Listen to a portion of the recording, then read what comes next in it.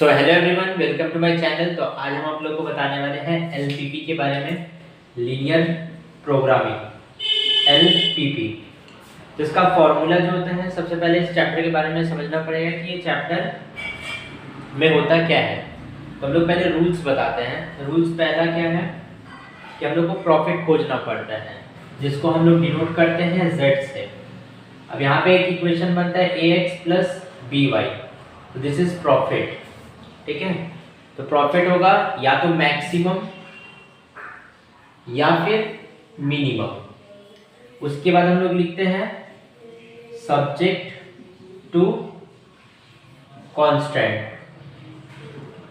Subject to constant. उसके बाद हम लोग का एक दो इक्वेशन आता है। हो सकता है ऐसा कुछ इक्वेशन आए greater than equals to c, या फिर एक और इक्वेशन आएगा a1x plus b1y is lesser than equals to d।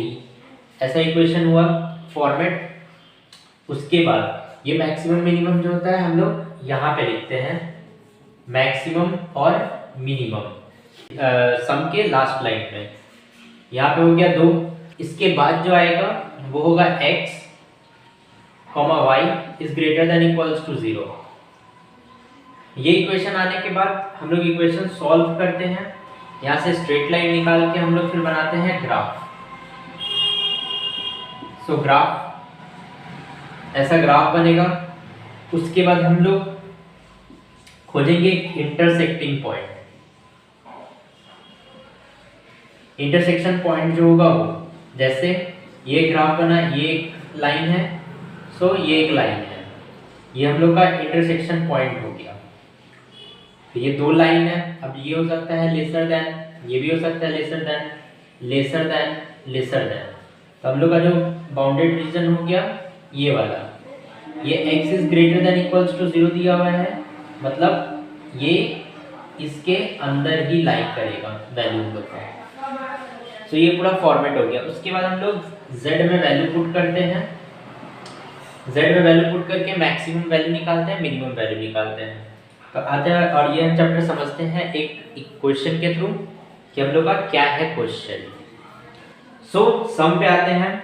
सम जो होगा वो कैसे होगा, तो एक सम लिखा हुआ है, a manufacturer produce two types of the model A and B of a producer, each pieces of the model A requires 9 labour of the hours of fabricating and 1 labour hour for finishing. Each pieces of a model B requires 12 labour hours and fabricating and 3 labor hours for finishing.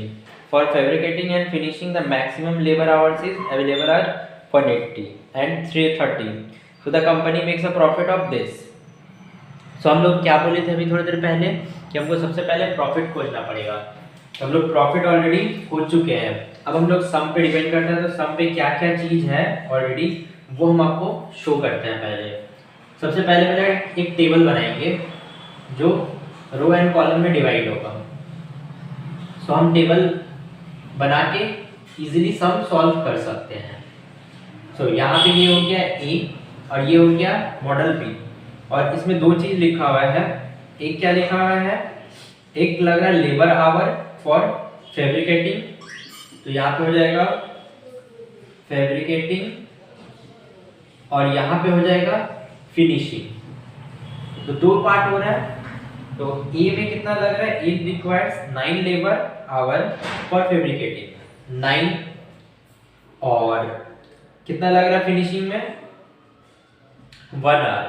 फिर उसके बाद लिखा है B requires 12 labour our, और finishing में कितना लग रहा है 3। तो यहाँ पे और एक चीज बोला है क्या, टोटल फैब्रिकेटिंग एंड फिनिशिंग। तो टोटल फैब्रिकेटिंग कितना बोला है 180, एंड यहाँ पे कितना बोला है 30। सो ये हो गया मेरा पूरा का पूरा जो इक्वेशन मैंने बताया था वो इक्वेशन आ गया यहाँ पे। अब यहाँ पे हम लोग को खोजना है प्रॉफिट के लिए, तो हम क्या लिखेंगे, यहाँ पे इक्वेशन में लिखा हुआ है profit 12,000 for B and 8,000 for A. तो ए के लिए हम लोग ले लेंगे x और बी के लिए लेंगे y, और हम लोग को क्या बताया गया है, सो एज मैक्सिमाइज। सो लिखेंगे मैक्सिमाइज यहाँ पे लिखेंगे मैक्सिमाइज, मैक्सिमाइज लिखने के बाद क्या लिखेंगे, Z डिनोट फॉर प्रॉफिट। तो Z इज इक्वल्स टू ए के लिए कितना था 8000, ए के लिए x लिए थे और b के लिए था 12000, so y, so z is equals to ये हो गया मैक्सिमाइज हो गया, z is equals to this. अब यहाँ से हम लोग को क्या करना है, इक्वेशंस बनाना है। जैसे मैंने बताया था कि इक्वेशंस हम लोग को चाहिए, तो इक्वेशंस में क्या हो जाएगा 9x + 12y और ये हो जाएगा 1x 3y।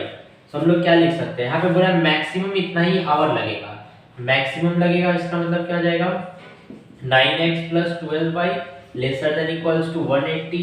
Second equation x + 3y ≤ 30। इससे ज़्यादा नहीं है हमारे पास टाइम। सो और उसके बाद क्या बताया था मैंने, x, y ≥ 0। अच्छा, यहाँ पे एक और चीज़ था, सब्जेक्ट टू कांस्टेंट, ये लिखना बहुत ज़रूरी है, इसके बीच में रहेगा। और फिर ये इक्वेशन, अब इसको हम लोग को सॉल्व करना है, तो कैसे सॉल्व करेंगे। सो ये टेबल जो होगा वो मेन होगा, तो हम लोग टेबल कैसे फ्रेम करेंगे इसको ही सीखना है। तो एक एक लाइन को हम लोग रीड करेंगे और फिर टेबल फ्रेम करेंगे। सो ये हो गया पूरा टोटल फ्रेमिंग जो मैंने नीचे लिखा था। अब यहाँ पे हम लोग ग्राफ में प्लॉट करेंगे, तो ग्राफ कैसे बनाएंगे। सो ग्राफ ऑलरेडी यहाँ पे ऐसे हम लोग बनाएंगे ग्राफ। उसके बाद पहला इक्वेशन, दूसरा इक्वेशन, तो पहले इक्वेशन को हम लोग ऐसे सॉल्व कर लेंगे,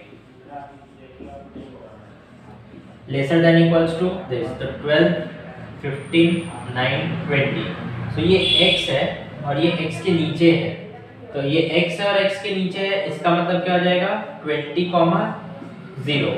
ये क्या है y के नीचे है, तो ये हो जाएगा 0, 50। सो एक स्ट्रेट लाइन बनाएंगे हम लोग क्या करेंगे 5 5 का गैपिंग ले लेंगे, 5 10 15 20 25 30। सो 5 10 15 20 ऐसे करके ले लेंगे 5 5 का। उसके बाद सेकेंड इक्वेशन लिखते हैं हम लोग यहाँ पे, बाई 30 + 3y/30 ≤ 1। तो ये कैंसिल होके 10, तो यहाँ पे आ जाएगा 30, 0। x का वैल्यू हमेशा रेसिप्रोकल होगा, वैसे ही y का भी वैल्यू हो जाएगा 0, 10।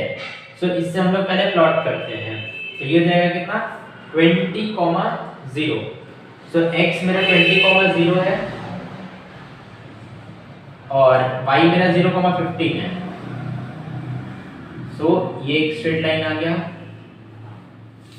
नेक्स्ट क्या दिया हुआ है 30, 0 एंड 10, 0।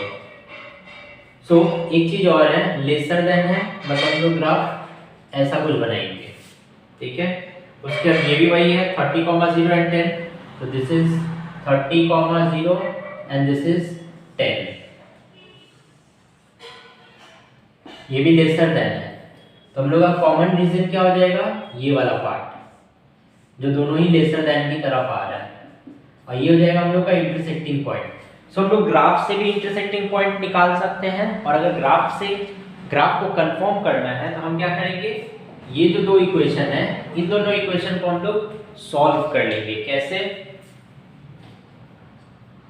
यहाँ से लिखा हुआ है 9x + 12y = 180। यहाँ x है, इसको 9 से मल्टीप्लाई कर लेंगे। जैसे साइमल्टेनियसली इक्वेशन सॉल्व करते हैं वैसे ही सॉल्व करके x और y का वैल्यू निकाल लेंगे। सो y = 6, so x = 30 - 3 × 6, so x = 12। तो हम क्या बोल सकते हैं यहाँ पे 12, 6। सो ये हो गया हम लोग का इंटरसेक्टिंग पॉइंट। तो अब इसके बाद हम लोग को क्या समझना है, बेसिक ये हो गया कि अब हम लोग को क्या हो गया कि हम लोग का पॉइंट्स निकल गया। इंटरसेक्टिंग पॉइंट एक हो सकता है, 2 लाइन के लिए हो सकता है, 3 लाइन के लिए भी हो सकता है। फिलहाल तो मेरे पास 1 लाइन है, तो 1 लाइन के लिए ही हम लोग समझेंगे यहाँ पे कि एक ही इंटरसेक्टिंग पॉइंट है 2 लाइन के लिए, और 2 भी पॉइंट हो सकता है। तो ये हो गया हम लोग का ग्राफ प्रोसेस। उसके बाद मैंने क्या बताया था, जेड, जेड मतलब हम लोग को यहाँ पे पॉइंट लिखना पड़ेगा कि कौन कौन सा हम लोग का पॉइंट लाई कर रहा है। सो हम लोग का जो ग्राफ बना है ये लाइन पे बना है और इस लाइन में देखना पड़ेगा क्या क्या पॉइंट आ रहा है। तो इस लाइन में मेरा सबसे पहला पॉइंट क्या हो रहा है, ये वाला, तो हम लिख लेंगे 10,0। उसके बाद क्या है 12,6, उसके बाद क्या है 20,0। अच्छा सॉरी, ये 10,0 नहीं होगा, y एक्सिस है ना, ये y एक्सिस है और ये x एक्सिस है, तो ये हो जाएगा 0,10 और ये हो जाएगा 12,6 और ये हो जाएगा 20,0 और ये ऑलरेडी क्या है 0,0 है, तो 0,0 नहीं लिखना होगा इसमें। इसके बाद हम लोग निकालेंगे z प्रॉफिट, तो हम लोग एक एक पॉइंट लिखेंगे। x 12,000 into y, so 0 into x plus 12,000 into 10, ये कितना हो जाएगा 1,20,000। तो ये पहला पॉइंट हो गया। अब 12,6 आएगा, 8,000 into 12 plus 12,000 into 6,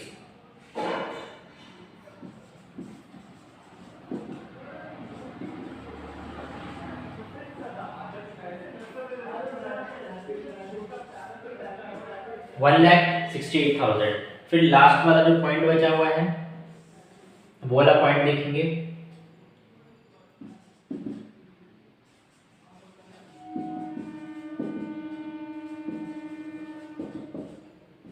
तो ये कितना हो जाएगा z इज इक्वल टू 1,60,000। सो यहाँ पे हम लोग को मैक्सिमम वैल्यू निकालने के लिए बोला है। अगर मैक्सिमम वैल्यू बोलेगा निकालने के लिए तो सबसे मैक्सिमम क्या है दिस 1,68,000। तो maximum value is equal to 1,68,000 and maxima जो पॉइंट आएगा, पॉइंट को हम लोग बोलते हैं मैक्सिमा, मैक्सिमा किस पॉइंट पे है 12,6 पे। सो आंसर हम लोग ऐसे लिखेंगे, maximum value is 1,68,000 and maximum जो पॉइंट होगा वो 12,6 होगा। और भी आ सकते हैं अगर जो भी मैक्सिमम वैल्यू आए, और अगर मिनिमम पूछता है तो ये हम लोग का सबसे मिनिमम वैल्यू है, तो ये हो जाएगा मिनिमम वैल्यू और मिनिमा क्या हो जाएगा 0,10। सो ऐसे वीडियोस देखने के लिए चैनल को सब्सक्राइब करना ना भूलें, और भी हम बहुत सारे टॉपिक लेके आने वाले हैं। तो फिर मिलते हैं आपको नेक्स्ट वीडियो में।